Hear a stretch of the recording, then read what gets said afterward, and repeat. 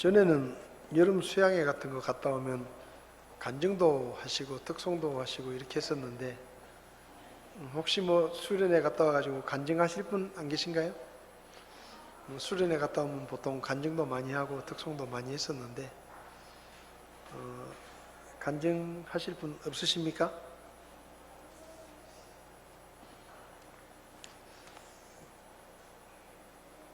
없으시면은 하나님의 말씀을 함께 보시겠습니다. 오늘은 시편 33편 1절에서 22절까지 말씀인데요. 1절에서 12절까지만 우리가 한 목소리로 같이 읽겠습니다. 1절부터 읽겠습니다. 오 의로운 자들아, 너희는 주를 기뻐하라. 찬양은 곧바른 자들이 마땅히 행할 바로다. 하프로 주를 찬양하고 비파와 시편금으로 그분께 노래할지어다. 새 노래로 그분께 노래하며 큰 소리로 솜씨 있게 연주할지어다. 주의 말씀은 옳으며 그분의 모든 일은 진리 안에서 이루어지는도다. 그분께서 의와 심판의 공의를 땅은 그의 선하심으로 가득하도다. 주의 말씀으로 하늘들이 만들어지고 하늘들의 온 군대가 그분의 입술에 만들어졌도다. 그분께서 바닷물을 무더기같이 함께 모으시며 깊음을 곳간들에 두시는도다.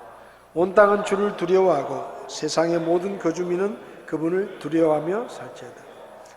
그분께서 말씀하시매 그것이 이루어졌으며 그분께서 명령하시매 그것이 굳게 섰도다.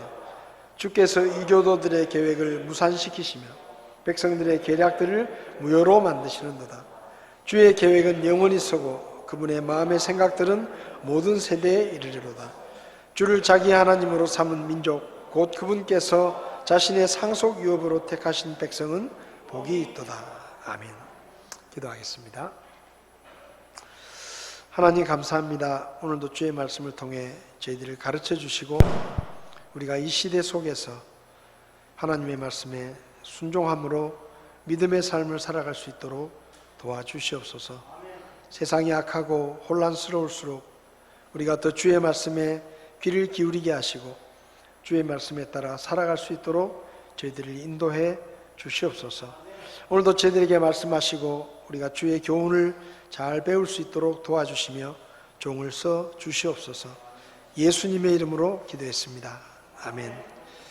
자리에 앉으시겠습니다.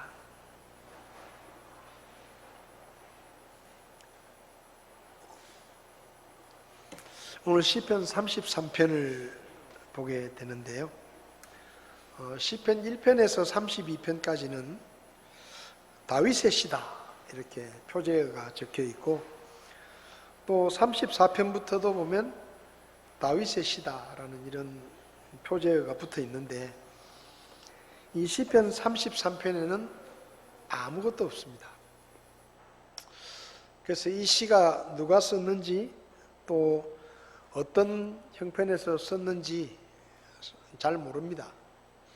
근데 제가 개인적으로 생각할 때 이 시가 다윗의 시를 모아놓은 유대인들의 시편 1권에 이렇게 수록되어 있는 것을 볼 때 아마 유대인들은 이 시편 33편도 뭐 다윗의 시다라는 이런 표현은 따로 없지만 아마도 다윗이 썼을 것이다 라고 생각했기 때문에 이 시를 시편 1권에 포함시켜 놓은 게 아닌가 생각을 해봅니다.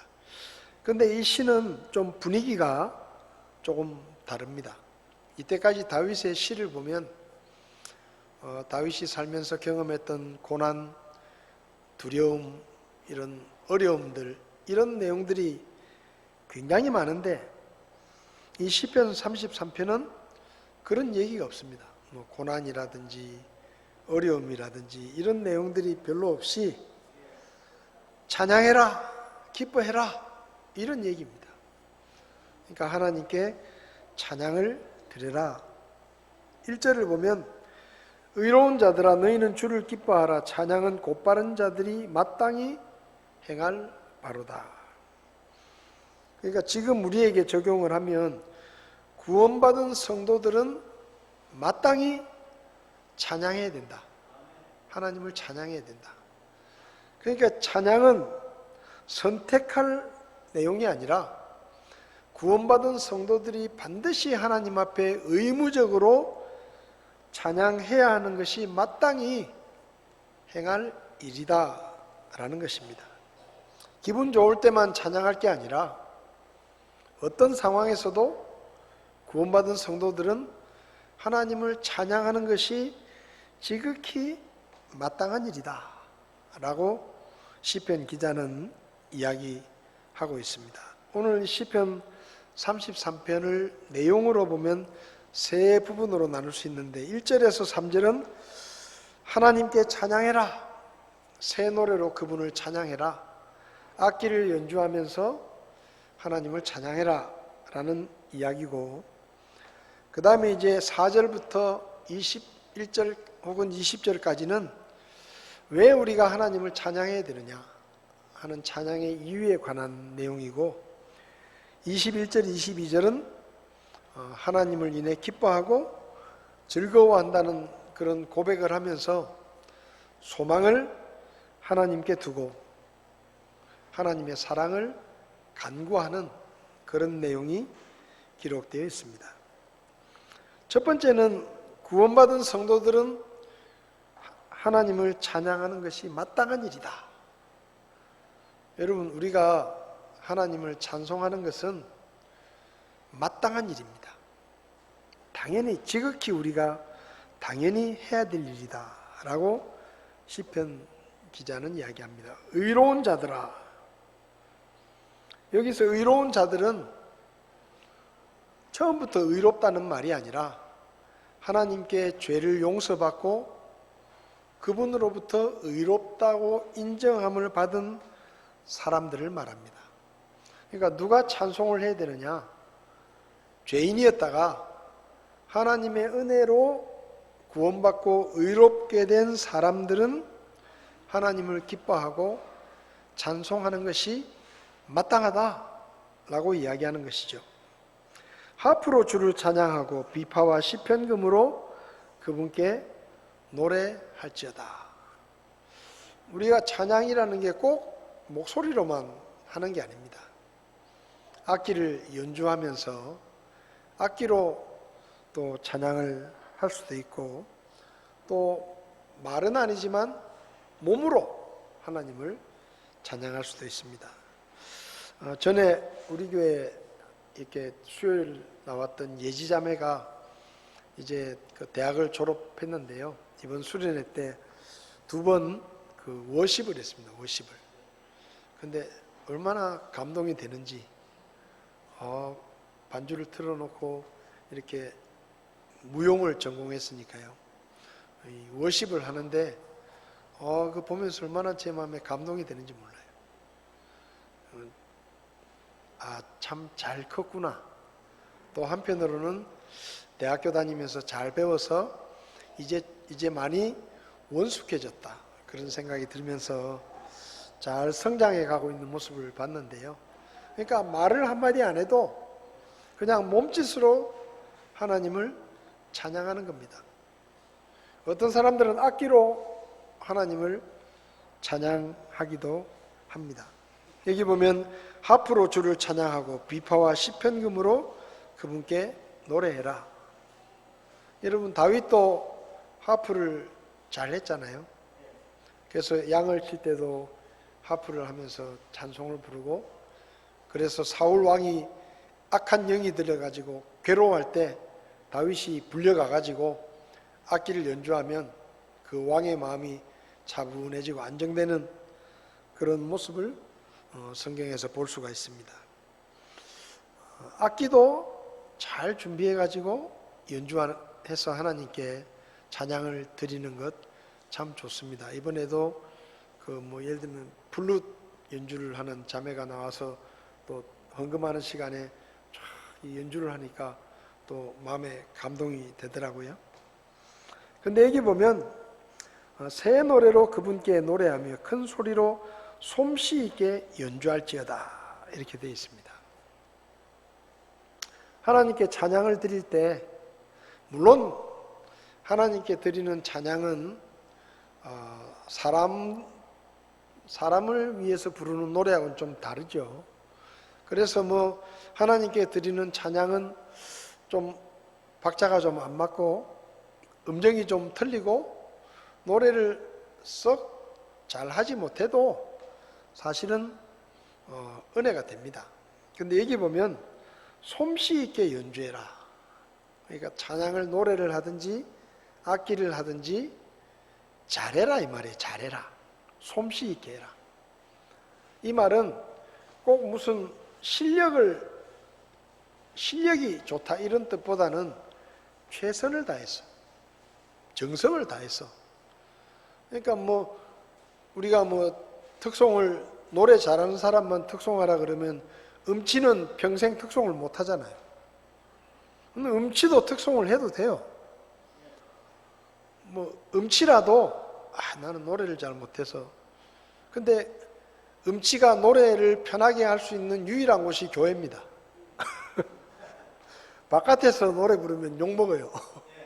근데 나는 음치인데 노래를 정말 못하는데 그래도 내가 하나님 앞에 찬양을 하고 싶다.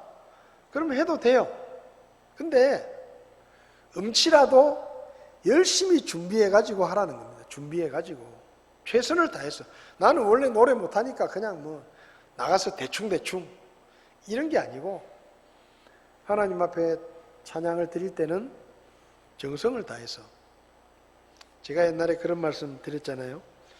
제가 교회에서 뭐 젊은 시절에 찬송 인도하고 찬양대도 인도하고 이렇게 막 했는데 어느 날 이제 저녁 예배를 마치고 집에 가는데 그냥 콧노래로 이제 찬송을 흥얼거리면서 갑니다.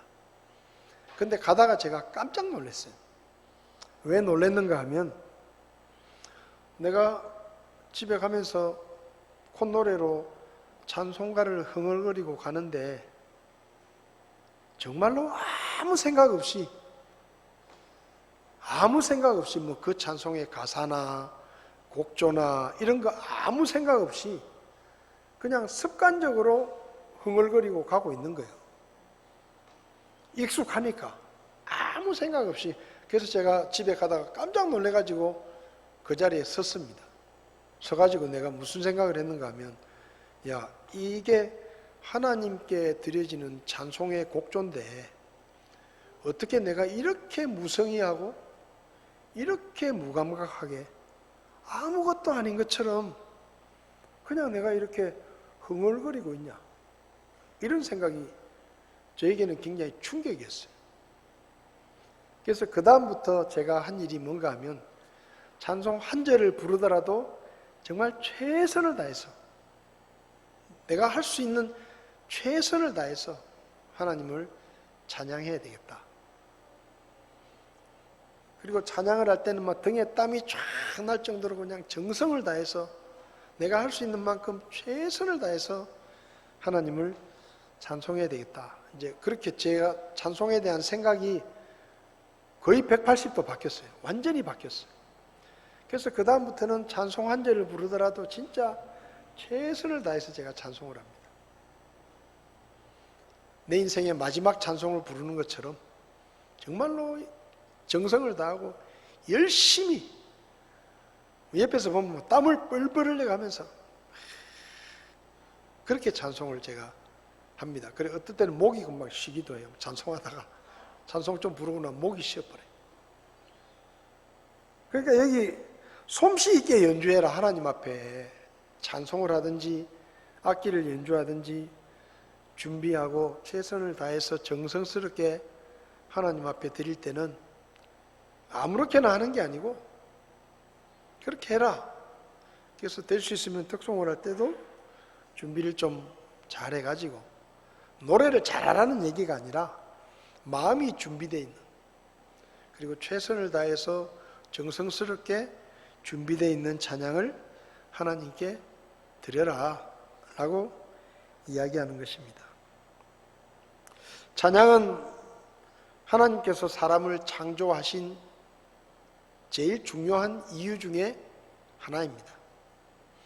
하나님이 왜 사람을 만드셨는가 하면 한마디로 이거예요. 하나님을 알아줄 존재가 필요한 거예요. 하나님을 알아줄, 하나님을 알아주고 그분을 인정하고 그분을 하나님으로 대하는 그런 존재가 필요해서 하나님은 사람을 만드셨습니다. 여러분 그렇잖아요. 내가 아무리 명품백을 들고 나가도 아무도 안 알아주면 재미가 없어요. 내가 예를 들어 한 800만 원 나는 명품백을 딱 들고 갔는데, 동창회 갔는데 아무도 관심도 없고 물어보지도 않고 알아주지도 않으면 재미없는 거예요. 예를 들면 내가 한 2억 정도 되는 고급 승용차를 타고 교회에 딱 왔는데, 교회 주차장에 딱 주차를 했는데, 와 형제 차 좋네. 아무도 그런 말을 안 하고 그냥 동네 강아지 보듯이 쓱 보고 지나가 버리고 아무 얘기도 안 하고 아무도 알아주지도 않고 관심도 없고 그러면요 별 재미가 없어요. 그러니까 하나님도 그런 거예요. 하나님이 그렇게 위대하신 분이고 그렇게 엄청난 분이신데 아무도 알아주는 존재가 없는 거예요. 그래서 하나님이 처음엔 천사를 만들었죠. 그 천사를 만들었는데 이놈의 천사가 반란을 일으키고 하나님한테 칼을 겨누고 교만하게 하나님을 대적합니다. 그래가지고 하나님을 대적한 천사들은 쫓아내버리시고, 그때부터 천사들은 자유의지가 없는 존재로 그냥 이제는 더 이상 악한 천사는 계속 악하고 선한 천사는 계속 선하게 자유의지를 딱 막아버리셨어요. 그리고 하나님이 사람을 만드신 겁니다. 그리고 우리에게 자유의지를 주셨죠. 그래서 우리가 하나님을 알아들이는, 여러분 우리가 하나님을 창조주 하나님으로 알아들이는 제일 첫 번째 행동이 뭐냐? 찬양과 예배입니다. 우리가 하나님을 찬양한다는 얘기는 내가 보니까요 이 세상에 내 찬양을 받으실 분은 하나님밖에 없네요, 이 얘기예요. 우리가 하나님 앞에 예배를 드린다는 얘기는 하나님 내가 살아보니까 이 세상에 많은 우상들이 있고 수많은 것들이 있는데 그 수많은 것들 중에 내가 드리는 예배를 받으시기에 제일 자격이 있는 분은 하나님밖에 없네요 하고 우리가 그분 앞에 예배를 드리는 거예요. 그래서 우리의 찬양과 예배는 하나님께 드리는 것입니다. 이사야 43장 21절을 보면 이 백성은 내가 나를 위해서 지었나니 그들이 내 찬양을 전하리로다. 그러니까 하나님이 그분의 백성들에게 원하시는 게 뭐냐? 찬양하는 거예요. 하나님께 찬양하는 겁니다. 출애굽기 5장을 보면 하나님께서 이스라엘 백성들이 이집트에서 노예 생활을 하고 있을 때 모세를 보내가지고 그 이스라엘 백성들을 해방시키시려고 하는데, 그때 하나님께서 모세를 이집트 왕인 파라오에게 보내가지고 내 백성을 보내라, 내 백성을 풀어줘라 라고 말씀하시는데 이렇게 말씀하십니다. 출애굽기 5장 1절에 그 뒤에 모세와 아론이 들어가 파라오에게 고하되 주 이스라엘의 하나님이 이같이 말하노라. 내 백성을 가게 해라. 그러니까 풀어주라는 거죠. 하나님의 백성을 풀어주라. 근데 왜 풀어주라고 하는가 하면 그들이 광야에서 나를 위해 명절을 지키게 하라. 그러니까 무슨 말인가 하면 내 백성을 풀어줘라. 왜냐하면 그들은 나에게 예배를 드려야 되는데 이집트에서 노예 생활을 하느라고 예배를 못 드리고 있으니까 나는 그들이 예배하는 걸 받고 싶은데, 그러니까 파라오야 내 백성 풀어줘라. 그래서 그들이 나를 예배할 수 있게 하기 위해서 풀어주라는 거예요. 그러니까 하나님께서 이집트에서 이스라엘 백성들을 해방시키려고 하셨던 첫 번째 목적이 뭔가 하면 하나님께 예배를 드리게 하기 위해서입니다. 이건 우리도 마찬가지예요. 우리가 죄인이었습니다. 아담의 후손으로 태어나서 죄인이 되었고 하나님을 알지도 못하고 죽어서 심판을 받고 영원한 멸망에 간다는 것도 모르고 살았어요. 근데 하나님께서 우리를 찾아오셔서 예수님을 십자가에 못 박혀 죽게 하시고 우리를 죄와 멸망에서 해방시키셨습니다. 마치 이스라엘 백성들을 이집트의 노예 생활에서 해방시키신 것처럼 우리를 죄와 마귀의 권세에서 해방시켰어요. 그럼 왜 우리를 구원하셨느냐? 똑같습니다. 이스라엘 백성들이 하나님을 예배하게 하기 위해서 했던 것처럼 저와 여러분들이 하나님께 찬양하고 예배를 드리게 하기 위해서 우리를 구원하신 거예요. 예수님의 목숨을 내놓고. 그러니 하나님이 우리에게 기대하는 첫 번째가 뭐냐? 찬양하고 그분께 경배하는 것입니다. 하나님은 예배하는 자들을 찾으신다라고 말씀하셨습니다. 하나님은 다른 일에 별 관심이 없어요. 우리가 얼마나 큰 일을 하느냐, 돈을 많이 버느냐, 얼마나 잘 먹고 잘 사느냐, 세상에서 얼마나 큰 일을 이루었느냐, 하나님은 거기 별 관심이 없습니다. 왜냐하면 아무것도 아니에요, 그건. 사람이 몇백 년 동안 해야 하는 일을 하나님은 1초면은 하실 수 있습니다. 아무것도 아니에요. 지금 세상을 보세요. 날씨가 이렇게 뜨거워지니까 사람들이 아무것도 못해요. 지금 새만금에서 전 세계 13살에서 17살인가 되는 그 청소년들이, 전 세계 청소년들이 지금 43,000명이 모여가지고 거기서 캠프를 하고 있습니다. 근데요, 날씨가 뜨거우니까 이건 뭐 어떻게 손 쓸 방법이 없는 거예요. 날씨가 뜨거우니까. 이렇게 뜨거울 거라고 생각을 못 했죠. 근데 워낙 뜨거우니까 이건 뭐 어떻게 사람이 어떻게 할 수가 없는 거예요. 우리도 그렇잖아요. 계속 이렇게 날씨가 뜨거운데 우리가 뭘 할 수 있겠습니까? 그냥 뭐 에어컨 틀어놓고 거기서 시원하게 있는 거, 이거 말고는 할 방법이 없어요. 하나님이 하시고자 하시면 아무도 못 막아요. 하나님이 안 하시면 아무도 못 합니다. 그 하나님 앞에 우리가 무슨 대단한 일을 이룬다? 그게 무슨 의미가 있겠어요? 아무것도 필요 없는 거예요. 그럼 하나님이 우리에게 제일 기대하는 게 뭐냐? 찬양하는 겁니다. 예배 드리는 거예요.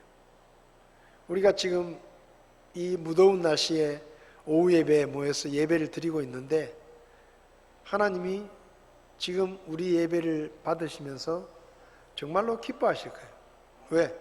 그분이 원하는 게 예배니까. 예배니까. 하나님은 돈도 필요 없습니다. 우리의 지혜도 필요 없어요. 우리의 힘도 필요가 없어요. 그분은 다 가지고 계시는데. 오로지 우리에게 기대하시는 게 뭐냐? 하나님을 좀 알아줘라 이 말이에요. 알아줘라. 나를 좀 알아줘라.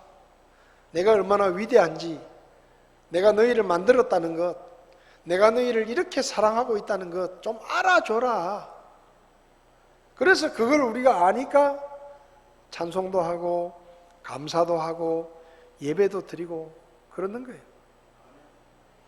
우리를 구원하신 목적이 찬양과 경배입니다.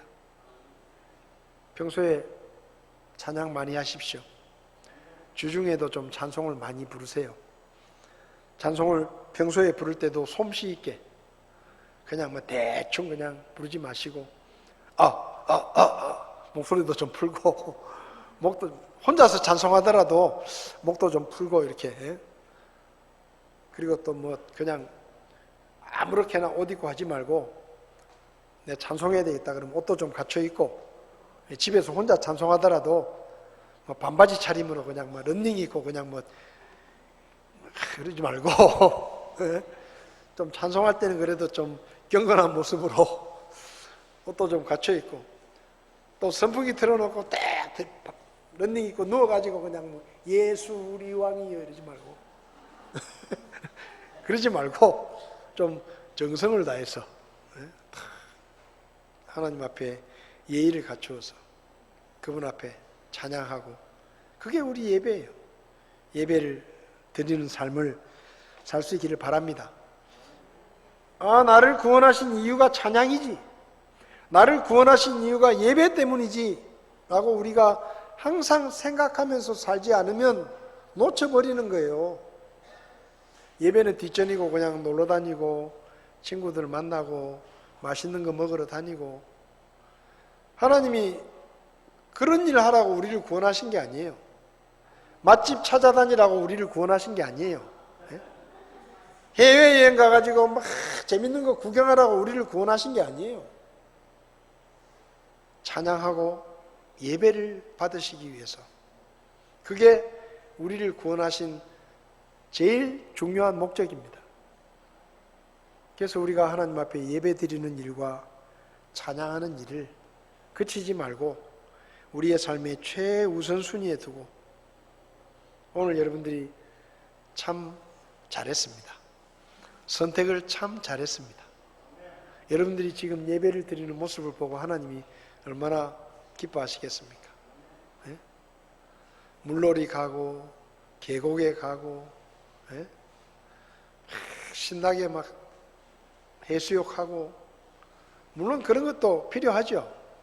근데 예배 드리는 시간에는 우리 인생의 자리가 예배자의 자리에 있는 게 맞습니다. 왜냐하면 예배가 우리 인생의 최우선순위잖아요. 그래서 여러분들은 오늘 오후에 이 설교를 들어도 들을 만한 자격이 있는 분들이 예배자로 사시기를 바랍니다. 우리가 너무 다른 일에 바빠질 때마다 하나님이 내가 이거 하라고 구원하신 게 아닌데, 이거 하라고 나를 위해서 예수님을 죽게 하신 게 아닌데, 이게 중요한 게 아닌데, 나한테 더 중요한 게 있는데 하는 생각을 늘 하면서 살아야 우리가 예배자로 살 수 있지, 아무 생각 없이 살면 그냥 이리 흘러가고 저리 흘러가고 그러는 거예요. 그래서 우리가 찬양하고 예배하는 것이 마땅하다, 당연히 해야 되는 일이다. 여러분, 예배는 우리가 시간을 헌신해서 드리는 게 아니에요. 우리 시간을 쪼개가지고 하나님께 드리는 게 아니에요. 이 시간은 이미 하나님 앞에 드려놓은 시간이에요. 우리 시간이 아니에요. 이 시간은 이미 하나님 앞에 우리가 정해놓은 시간이고 하나님이 정해놓으신 시간이에요. 그래서 이 시간에 우리가 예배를 드리지 않고 다른 일을 하면 하나님이 정해놓으신 시간을 우리가 뺏는 거예요. 그러니까 우리 시간을 들여서 예배를 드리는 게 아니에요. 하나님이 우리를 살려주셨고 우리를 죄와 멸망에서 건져주셨고 우리가 살 수 있도록 지금까지 우리를 지켜주시고 도와주셨는데, 이 예배 드리는 시간은 우리 시간이 아닙니다. 하나님의 시간이에요. 그래서 하나님 앞에 찬양과 예배를 드리는 일에 소홀하거나 또 예배를 드리지 못할 만큼 우리가 분주해지고 바빠지면 우리가 그때 생각을 해야 됩니다. 내가 찬양하고 예배 드리라고 하나님이 구원해 주셨는데 내가 이거 쓸데없는 일에 너무 바쁘구나 해서 그런 것들을 좀 정리하고 다시 예배 자리로 돌아오고, 또 내 마음이 자꾸 다른 데로 가려고 하면 또 그 생각을 해서 예배 자리로 돌아오고 그렇게 살아야 하나님이 우리를 구원해 주신 이유와 목적에 맞게 사는 것입니다. 여러분, 저와 여러분들이 하나님의 은혜로 구원을 받았고 구원받은 우리에게 하나님이 원하시는 것이 찬양과 예배라는 것을 꼭 기억하시고, 주중에도 찬송을 많이 하시고 예배 드리는 시간에는 여러분들이 예배자의 자리에서 하나님 앞에 예배 드릴 수 있기를 바랍니다. 기도하겠습니다.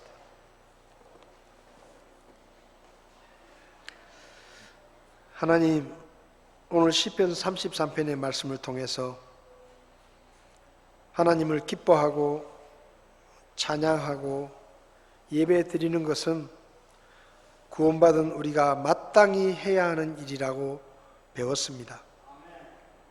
우리를 구원하신 이유가 찬양 받으시고 예배 받으시기 위해서인데 우리가 때로 그것을 잊어버리고 우리가 원하는 일을 하고 우리가 기뻐하는 일을 하기 위해서 하나님 앞에 마땅히 드려야 될 예배 시간을 우리 마음대로 쓰려고 할 때가 많습니다.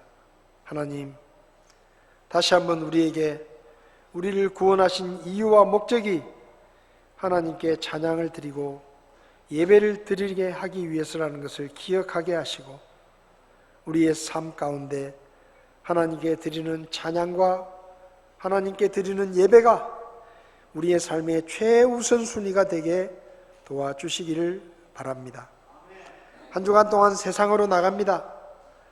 직장에서, 가정에서, 또 길을 걸을 때 우리 마음이 항상 하나님을 찬양할 수 있도록 도와주시고 예배 시간에는 예배 자리에 나와서 우리가 하나님이 기뻐 받으시는 예배자로 살아갈 수 있도록 저희들을 도와주시옵소서.